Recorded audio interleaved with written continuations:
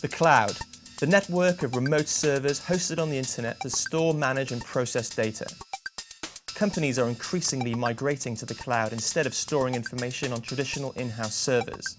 But the fact hackers are able to break into cloud-based accounts and leak intimate photos of stars such as Jennifer Lawrence has raised questions about how much we know about cloud security. What they've relied on is the fact that lots of these celebrities don't necessarily have very strong passwords. That means that they're easy to guess. So what they do is they use a program which will generate password after password after password after password until they get a successful hit.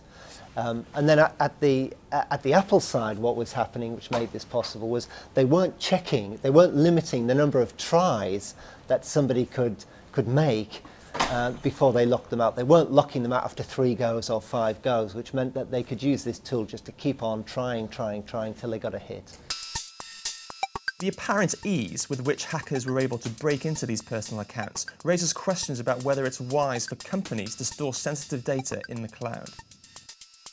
As individuals, we need to think about using strong passwords, but companies really ignore the human aspect of security at their peril. It's really, really important that their security policy includes raising awareness among staff about good practices, sensible practices. James Butler is the Managing Director of Cloud Business, a consultancy that has helped over 120 organisations migrate to the cloud. He says it's easy to blame the cloud, but that the basic technology is still robust. I think there's a lot of confusion around cloud security. I think in the corporate world, it needs to be looked at from a number of angles. Technically, the cloud tends to offer a greater security than running services in-house. There's a number of things that companies can do to protect themselves. Educating their staff is one thing, to make sure they are fully aware of what kinds of attacks and the type of things to look out for. Another is to put in some good, strong monitoring software and services to make sure that they can protect their staff as well and look out for these kind of things and stop them before they happen.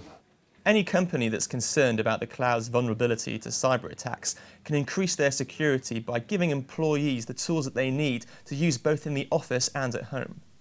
Incentivizing them to use password management software and actually then educating them about how to use it. So with a password manager, what you do is you just have one really long, complicated master password. And that is the one password that you'll have to remember. There are these setup costs where you go around sort of resetting your passwords on every single site so that they're random. But once you do that, you don't have to remember them anymore. So you just sign in once into your password manager using your long and complicated password, and then it can just auto-fill in all of your other random ones. So I have no idea what my passwords are for anything else anymore because they're all random now, but I know my master password. A lot of startups, especially in Silicon Valley, are looking for solutions to the password problem that go beyond the password manager. I guess there are 2 major types. There are the hardware people who want to either use your phone or specific devices which generate codes to help secure things. So you carry something around like on your keyring that you can plug into a computer that shows that it's you. The other thing, and this is maybe the new frontier, is biometrics. So that's fingerprints or iris scans. Now, they are more secure in some senses than really bad passwords, but the risk there is that there'll be databases full of people's fingerprints or iris scan details that can be hacked, and once that's happened, you can't change your fingerprints.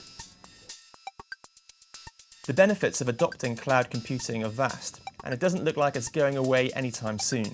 I think what businesses get from the cloud is flexibility. Staff in organisations today use many different kinds of devices. They work from anywhere as well, any time of the day. The downside, of course, is that your data is somewhere else and it's not under your direct control.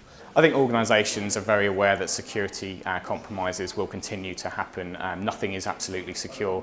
The cloud is being a buzzword, a target for the moment, but fundamentally it represents a big shift in the way people run their IT, and I think the benefits will continue to drive the adoption of cloud services over time.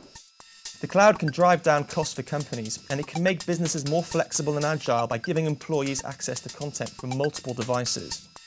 This in turn raises security questions, but they can be answered with the right education and incentives. Daniel Garrahan, Financial Times, London.